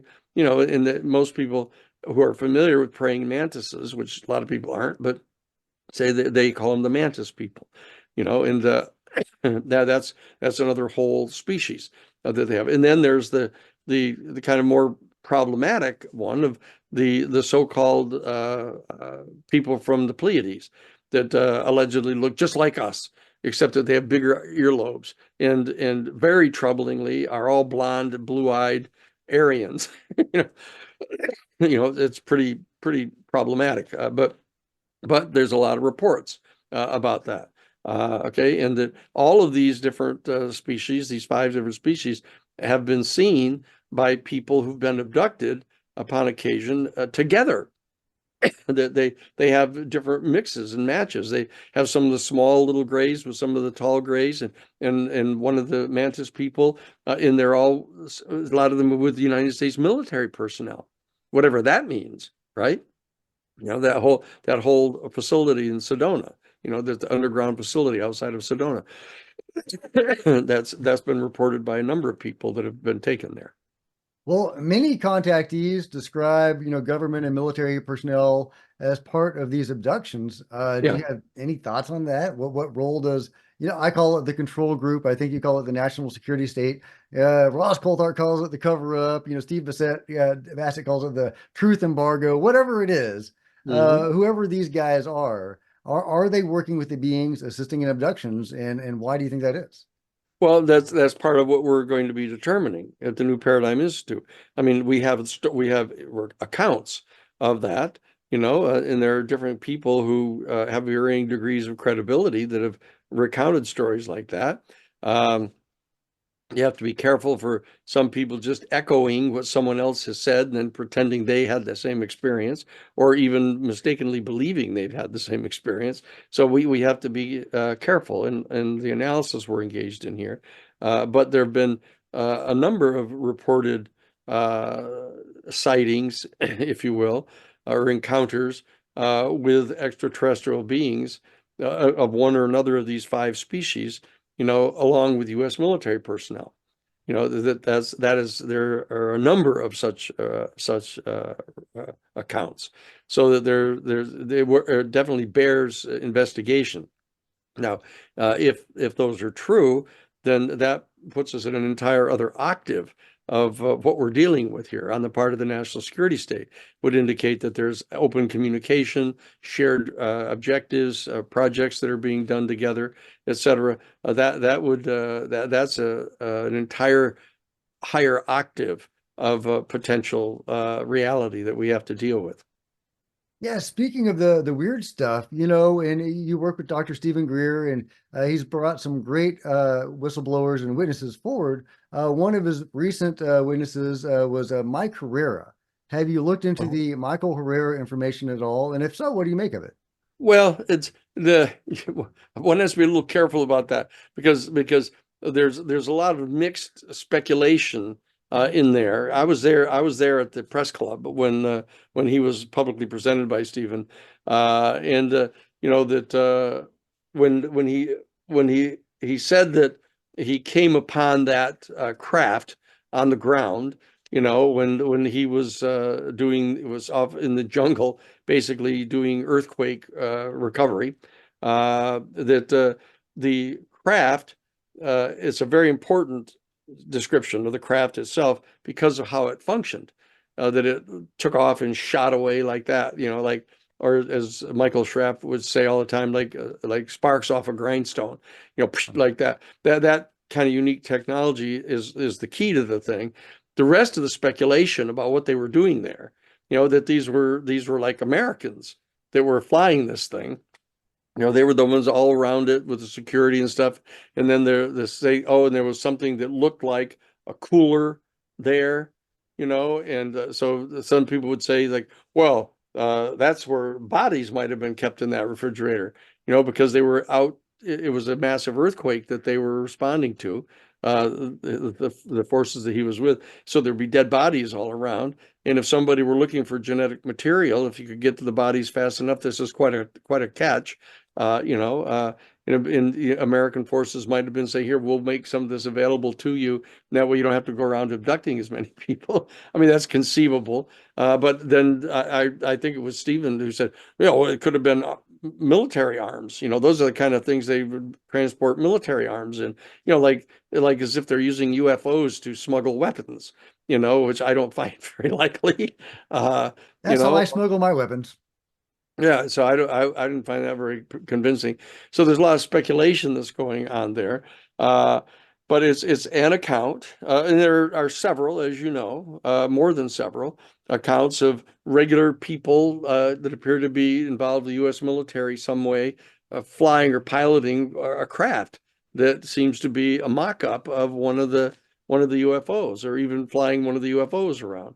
And so there are a number of those accounts that need to be investigated to determine whether or not A, we have figured out how to fly one of these things that we have somehow captured, or B, have figured out how to manufacture one, you know, a repo or, you know, a reproduction model of one of these things. If either one of those things, if true, and you know, Michael Schrapp is saying this all the time. Oh, it's perfectly clear that we've established the capacity, we've mastered the technology, we're flying these things around. And then you have people who go way out over the cliff, like Corey Goode and these people that are asserting that there's a full-scale secret space program, you know, where we have flown to other galaxies and have transcended time, and you know, all that, which I consider utter bullshit. You know, and most everybody knows that about Corey Goode now. After the Main, deposition came out, I think most yeah, people yeah, are, you can't yeah, go very far beyond that, right? yeah, Where he admits he made it up, and that gives him proprietary yeah, interest in the yeah. story. Copyright Yep. or So TM, isn't that what you always said during the yeah, deposition? yep. So the bottom line is that all of that bears important scrutiny. That Michael itself is a credible witness for what he saw. You know, the question is what it all meant, and that's what we have to figure out. Well, as a part of the encouraging thing about his story is that after that presentation with Dr. Stephen Greer that you were at, some people from the what I call the control group from these black programs approached him, and they wanted to give him further information, and they actually took him, according to Michael, to one of these sites. And it has been confirmed by one researcher independently that he actually did go to one of these sites and was shown some stuff. And he was introduced to the idea of psionics, these psychically gifted human beings that these black site individuals were using to interface with this technology. And it goes much deeper than that, but that's just an Mhm. introduction to some of his material. I've had Mhm. him on the show, and I found his information very compelling. Yeah, You know, I don't know how that gets investigated. If he could be considered a witness, I think he did sure. I think he did testify to Arrow. Not that Hmm. they would do anything with that. I Right. don't know if he would ever be, presenting his information before Congress or not. Uh, Well, we'll see. We'll see. I need to talk with him further. I've talked to him briefly upon occasion, but I need to talk with him in more detail about that from the point of view of the New Paradigm Institute to kind of codify all that information. Okay, well, getting to your own UFO experience or your information. Yeah, you were talking about getting this information about some alien writing, and going into the Blue Book files, I believe, Oh yeah, and you saw a picture of a UFO with some yeah. some writing on it, if I'm remembering right, and It was so they were symbols, symbols. like writing, but they were symbols that were along the base of the craft that they were obviously engaged in retrieving. It was an obvious crash retrieval. You could tell it crashed because it had plowed this big, huge gouge across the field. It's not like a regular landing. And so it obviously had crashed and was stuck in the side of an embankment. That's not how they land traditionally, I'm assuming. And so If I were driving, that's how it would land, but yeah, yeah. And so and there were U.S. personnel around it, Air Force personnel and taking film footage of it and all that. And so I saw the symbols that were around the base of the dome on the classic saucer, and traced those. And so I know exactly what those things look like. And I reported that to Jesuit headquarters, and I testified actually in the 2001 hearing at the National Press Club for the Disclosure Project, and I publicly announced that I'd seen all those things. did you show a reconstruction of what the alien writing or symbols may have looked like? Well, I've redone that to people that the actual original that I traced them on the inside cardboard of a yellow pad is it's not longer any longer available. But I know what they look like, and I don't know the exact sequence in which they all were, but I know what they looked like, and I've drawn that for a number of people upon occasion. And okay, so it's no longer available, and I think I know the story behind that a little bit, Yeah, but it was it was in the Jesuit files. It was in our Jesuit files because I brought it back to Jesuit headquarters, and we brought some of our Jesuit files with us when we went out to California to teach at the university. Well, actually, it was before we were teaching at the university. We went out and we were staying at a place in Lake Arrowhead, and we had stored a number of files and things down in Riverside at a storage place. And they had this huge, gigantic, big flood, that rained and rained and rained and rained for like days on end. And all of a sudden, we got told by the storage facility that portions of the storage facility had gotten flooded, and that they'd thrown out a bunch of stuff that was ruined. So we went down to examine this, and you couldn't tell, of course, exactly what was there and what wasn't there. It's just that we kind of recovered a significant portion of our files. And then when I went looking later, after we moved those to Jackson Brown's ranch, where we were staying, teaching at the University of California at Santa Barbara, I remember when I went looking for that file, it wasn't there. And so almost certainly that had to be what happened to it, is that it got flooded out. that's too But bad. Oh, yeah, I agree. Too bad you think you feel bad. I mean, I, I've, I've kicked myself 100 times over that, but anyway, but I know what they looked like, the symbols, and I just don't know what sequence they were in. do you have any other information about that UFO crash? No, no, don't know. But I told Sean Kirkpatrick about it, and when I testified to Arrow and I explained it in detail and said, go find it. I mean, there has to be a record of them bringing all of those files to the Madison building, for the Congressional Research Service, that they shipped those classified portions of the files. They had at least 4 guys there that were security guys. So I mean, there has to be a record. There has to have MOSs where they were assigned to bring them there.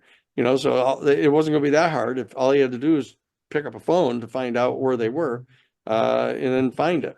But I'm sure I'm not Dr. sure they Sean did. Kirkpatrick really diligently got on that. I'm just not sure they did it all. Yeah. Yeah. Okay, so John Ramirez has said that there may be some sort of full disclosure by 2027. You hear these dates thrown around. Do you have any thoughts on any of that? No, and I don't think anybody has any kind of credible data on exactly what's going on here yet. It's going to take some fairly major digging to get information on this, and I don't think there's any timeline. I know that they had a 7-year sunset clause on the Senate bill, and it was intended to be passed on December 22nd of 2023. They were looking for 2030, in that bill. That the whole point was to roll this out. And once you give a government agency a time period, they aren't going to comply earlier as a rule, except for the issuance of the Arrow report, which they apparently wanted to rush it right out, even to the point where they didn't fact check it. So that I had a clear sense that what they were planning to do is to roll this out over a 7-year period, and that they'd be looking for 2030. But that's just an arbitrary number because of the sunset period they had on the statute. Okay, so not a 25-year rollout, but a 7-year rollout. Right. Okay, okay, I like that. I like that. Now, New Paradigm is doing so much to push this forward. What can the ordinary citizen do to contribute? Well, I mean, the most important thing they can do is get in touch with newparadigminstitute.org. Simple, newparadigminstitute.org, and go to the website. We're building out the website even more than it is right now, but all you do is put in your name and your zip code, and it will push this button. It'll automatically send a letter to your senator, your senators, both of them, and your individual congressperson, telling them that you support full disclosure. Okay, and that's all that it is. We're trying to make it as simple as possible for people to do. All they have to do is go in, put in their zip code, and bango, there you go, and off it'll go. But you can also become a member of Citizens for Disclosure. Citizens for Disclosure is going to be an activist group. As I mentioned earlier, they're going to be in all 435 congressional districts. And this is the same kind of thing we did in the Iran-Contra case, is that we had these action teams all across the country that were doing things like writing letters to their local newspaper, for letters to the editor. Here's one more guy. Love it. Danny is on it. Danny is on it, guys. He is making history as we sit here. Okay. So that what was I saying? What issue were we? How can the ordinary citizen get involved? Oh, yes, yeah. They can become part of these Citizens for Disclosure. That's going to be a key thing, because then you can write letters to your editor. You can go to the local Kiwanis Club, the Veterans Club, the American Legion Post. You can go to the local high school to be a school assemblies. You can do all kinds of things, in your local community, because the fact of the matter is this is a really safe subject. I mean, everybody wants to know about this, that whether they're extreme right-wing Republicans or extreme left-wing Democrats or people in the middle, military people want to know about it. Half of the people you talk to are going to say, I've been waiting for somebody to do this. I mean, they're excited about this. So that you can become part of an active coalition of people in your community. That's a major thing that you can do. There'll be public demonstrations. For example, there's already been a public demonstration in New York in front of the offices of Chuck Schumer, congratulating him and thanking him. It's one of those positive demonstrations. Most of the politicians are used to being harassed by people who don't agree with them, but these are positive, upward, forward, positive kind of demonstrations, cheering them on to do the stuff that they're doing. You can sign up to be a volunteer over and above just being a member of the Citizens for Disclosure. We have over 550 volunteers now. We have a cadre of lawyers. Now we have a dozen lawyers that are being trained to defend the whistleblowers, represent them. We have the number one whistleblower lawyer in the country working with us, training everybody to do this, Mark Zaid. and we've got academics. We have a professor at Ohio State University that is organizing academics out of our 550 volunteers to all work together to figure out how we could develop curricula at colleges and universities, how we can get white papers done in the various academic fields that are important to this: philosophy, theology, social sciences, economics. That we've got all of that going. So you can sign up to be a volunteer. Give us some information about your backgrounds and your professional training and all whatever education you got, et cetera. And then we can figure out things that you can do in addition to just being a member, not just, but importantly, being a member of the Citizens for Disclosure. And we can actually put you to work. I mean, people are all wanting to know, how can I participate in this? How can I actually, get part of a science fiction story? I'm going to be part of a future fiction story that we were actually here during this extraordinary 7 to 10 year period that is going to change the entire history of our human family. I mean, we're working out the protocols pursuant to which we're going to have our relations with an entire extraterrestrial civilization. It's going to be the entire future of our human family. And here you are, fortunate enough to be born right during this period. And so you can participate. And so we're getting people hooked into various programs that we can all work together to make this happen. They're going to be hiring staff. For example, once we get the review board, the UFO Records Review Board passed by Congress, they're going to have staff. So they're going to be looking for people who've got professional experience that are capable of performing here. I'm not saying you're all going to get to be candidates to be hired by the Congress, but the bottom line is this process is underway. This is an existential process that is unfolding right in front of your eyes. So if you want to be part of it, you can just sign up at the New Paradigm Institute, and we'll try to get you hooked into a place where you can be the most active that your schedule really allows you to do. Love it. That's awesome. Now, switching gears a little bit, I'm not like a super experiencer like Chris Bledsoe or anybody, but I've had a few experiences and they tend to be more mystical or consciousness based. What do you think the role of consciousness is in all of this? Well, the ontological question. Yes, that's you hear about ontological shock that everybody's going to be having in the face of this reality. This is one of the four major cosmic questions that undergirds the philosophies of our human family. The whole range of human philosophies, each of them have a different position on this ontological question about what is the nature of consciousness, what's the relationship of consciousness to the material world, what is the origin of consciousness? Did consciousness precede the material manifestation of our universe? Is it an epiphenomenon of the interaction between mass and energy? These are, take your pick here as to how many topics we can talk about under this one.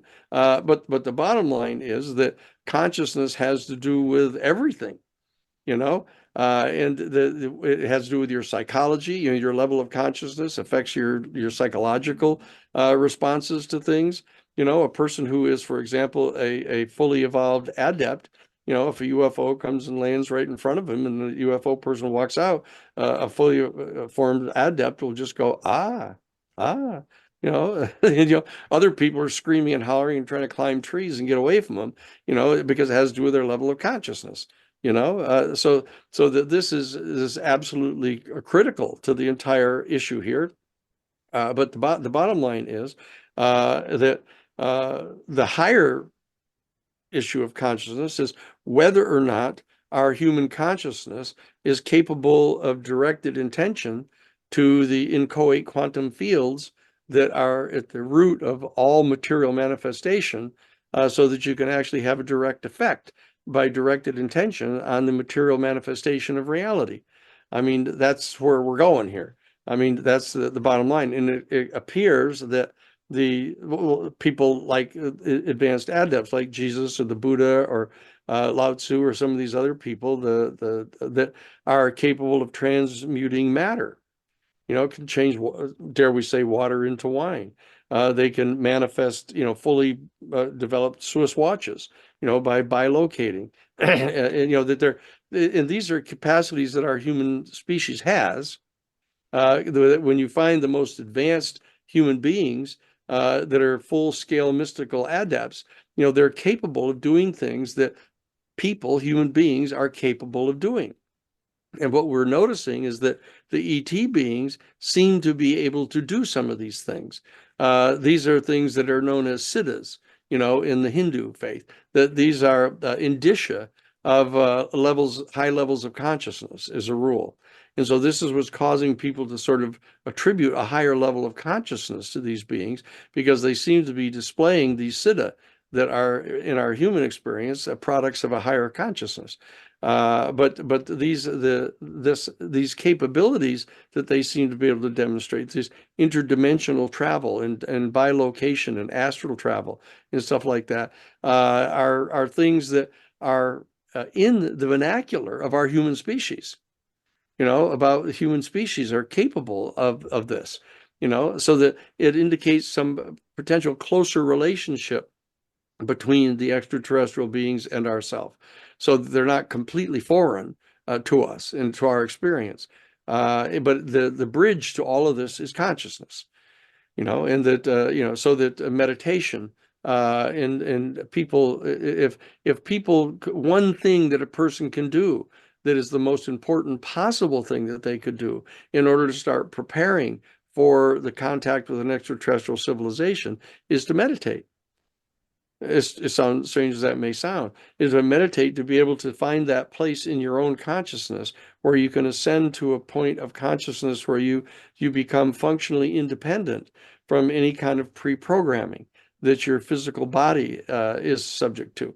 Your biological predilections, your genetic predispositions, that you have, the astrological predilections that you have. That all of these things say nothing about the sociological imprinting that you get from being brought up in a particular culture. What we refer to at the Jesuit headquarters is the enculturation that you experience that influences your perceptions. That all of these things have to do with consciousness, and that if you can through meditation, you can ascend to a higher and higher level of consciousness and approach this state of unconditioned consciousness, where you can be absolutely objective about your perceptions of reality and motivating your conduct. This has a very high degree of relationship to mystical experience, of course. And that's why people associate the whole UFO kind of phenomenon and extraterrestrial life as having theological implications for our human family. Not just philosophical, but theological implications that having to do with our sense of ultimate reality, that transcends the material realm. That's all involved in consciousness. So the answer is that this is absolutely central to the entire experience of UFOs and the extraterrestrial, perceived as sometimes extra-dimensional species, the plural, that we're dealing with. There was a story, I want to attribute it to Ingo Swann, but he was told by somebody in the government to practice a specific kind of meditation, and I think maybe a specific kind of yoga. Do you have any specific practices that you recommend for raising people's consciousness? No, I think that the safest one is regular transcendental meditation. It's not connected to any particular religious discipline. It doesn't have a whole bunch of doctrines, et cetera, connected to it, and so that it can avoid the entrapment into different religious traditions and picking up on all the baggage, the cultural baggage that are attached to the various religious institutional traditions. But straight transcendental meditation, just simple learning how to sit and breathe deeply. And for example, we have in the Jesuit order, which is the largest single order in the Catholic Church, which is the largest single denomination in all of Western civilization, that they have the Ignatian spiritual exercises. That what you do is you actually sit down and you do this deep breathing, very much like holotropic breathing. You do the breathing exercises, and you actually place yourself in differing historical physical settings, and then just absorb all the sounds and the smells and the feeling of those places. What you begin to do is you begin to realize that if you're sitting there in sort of the classic lotus position, that you realize that you're sitting in a position that tens of thousands of other human beings have sat in down through the 1,000 years, and that you, in fact, are them. When I you love that. when you get to that place of less and less conditioned influence over your particular physiology that you're born into, this particular fleshy vehicle that you've been incarnated in this time, that when you get to that state of unconditioned consciousness, you realize that's the state of consciousness that is common to all of you, to all of us, and that we share almost certainly with the extraterrestrial beings. And that's the link. That's the link, that place of unconditioned consciousness, that where we're all the same, and that we flow from the infinite and eternal sea of completely undifferentiated consciousness that actually unfolds the material universe into material manifestation. This is just the theophany of what's going on right now. Well, I love that. And I've come across experiencer accounts of beings teaching people how to meditate or read auras or, learn the chakras. It's very interesting what they may be into. And I'm really glad that you told us about the Jesuit practice of meditation, that particular practice you were talking about, because Yeah. that's always been one, weakness that I've seen in Christianity is that it doesn't get meditative enough. I mean, other than prayer.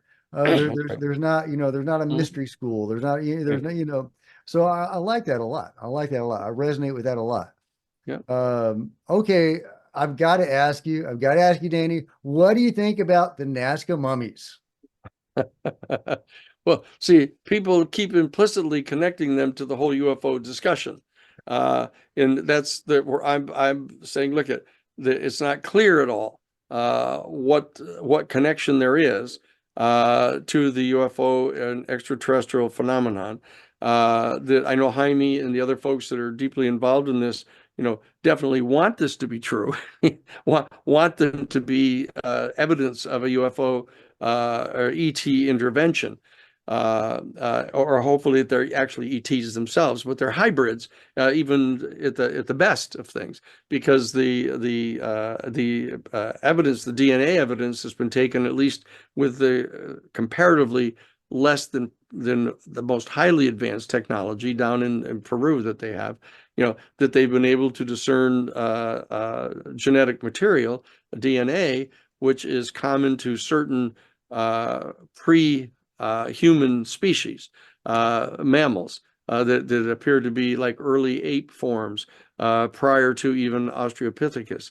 That some of that DNA material, maybe 10 to 20% of it. Then there's another 10 to 20% of the DNA which is human, is Homo sapien. And then there's another 60% of it or something that is completely unknown. Now, when you have the scientists in Peru saying it's completely unknown, you kind of assume they may not have access to as much as some other places may have. The specialize in that. For example, they did the human genome here at UC Santa Cruz here, and so they've got a huge database of what types of genomes are involved. And so that they have to have some of these other people participate in evaluating the genetic evidence about this. Now, but the large ones of the 5 foot Nazca mummies need to be distinguished from the little teeny guys, these little tiny, 1.5 feet long little guys that appear to be constructed. That's getting to be pretty evident. Those appear to be constructed, but what the thing that's weird about it is they're made up of different pieces of living organisms, and it was like 1,000 years ago that this was done. So it's not something that's been manufactured just right now, where technology might exist to be able to fabricate some kind of a little creature like that. And so the most puzzling aspect of all that is that these appear to have been constructed like 1,000 years ago, because that's what the carbon dating is indicating. But the large ones, the 5 foot tall ones that are genetic entities. They are in fact biological beings that are over 1,000 years old, that have this strange mix of genetic material and DNA. Now, the question that arises is, who could be doing that 1,000 years ago? And of course, people immediately leap to, well, it must be an extraterrestrial civilization that has come here, and they've intervened, and they were in the process of kind of genetically engineer a better and better human being, and you drop back into the Zachariah Sitchin type of thing, that, oh, maybe we're biological constructs of an extraterrestrial civilization, and that we're some sort of experimental life form here, and then you go off on those tangents. So what we've said is, in all my conversations with Jaime and Michael Mazzola and the other folks that are involved in working with the Nazca mummies, we have lots of conversations with them. And I just said, look, until such time as there's any specific connection made to the UFO phenomenon, is something that's outside of the areas of direct investigation by the New Paradigm Institute, because we're trying to focus on things that are clearly related to the UFO phenomenon and any of the different potential sources of the non-human intelligence that goes with that. But that we're in regular dialogue with them, so we know that at whatever point in time there is some definitive connection to the UFO phenomenon, then we'll be more directly involved in it. Yeah, there's no craft or anything that so far have been associated with it. Right. Right. That's right. However, they were technological. They had implants in them, and the implants were fused to the bone. They had grown around the implants, so they were alive when those implants were put in 1,000 more years ago. And all that's true. The DNA, my wife is a geneticist, and she is thinking we need better DNA test, with proper protocols done, possibly in the U.S. But the rest of the evidence seems very compelling, like the implants fused to the bone. Yes. We have Dr. John McDowell, who is down there now with an American team, and apparently he has won the equivalent of the Nobel Prize in forensic science, is my understanding. And he's only done a preliminary investigation on one of the human-sized ones, Maria. And it seems like he is saying that the foot, he's looked at the foot, and he says that it is unaltered and untampered with, meaning seemingly so far from what we can see is that it is a genuine tridactyl being, which would be super fascinating. And kind of a game changer, but you're right. It doesn't mean alien. They could have evolved on this earth. That's a huge gap on the fossil record, but there have been other gaps before. That's right. I've got my eye on the Nazca mummies, but I really also have my eye on what you and New Paradigm is doing. And I can't tell you how grateful I am for you spending the time to talk to us today. Is there anything else that we need to know about what you're doing, or how people can get in touch with you or get involved, or any of your current projects before we go? Well, I think the most important thing is that every single person who's listening to your show, should go to newparadigminstitute.org and see what's there. As I say, we're building out that whole platform. It's going to be within another, couple months. It's going to be extremely sophisticated. We're going to be able to engage in direct activities in all 435 of the congressional districts with the action teams on the ground. We can communicate specifically with them, provide information to them about dealing in their own local area, where the different radio stations are, where the different news media outlets are. We're going to be able to do all of that for people, all for free. And so that people should get on board and get signed up to participate in this, volunteer for us and with us, and that we'll get back to you on that and figure out what category of expertise you fall into, so that we can try to call upon you and to give you the opportunity to engage more directly and actively in this entire process, not just the disclosure process, but the direct communication process, trying to directly communicate with extraterrestrial beings, participating in the development of the protocols. One of the things you'll discover, that I've discovered in dealing with Congress for 50 years, is you'd be surprised how overworked they are. their staff and the members. They got like 1,000 things that they have to do to deal with their local constituents and everything. And so that they are deeply appreciative of actual work that gets done by others, and say, here, look, here's what we've done. Take a look at it, check the footnotes. Everything is here, that we can help you do your job. We realize what a lonely job this is on the Hill that you're engaged in.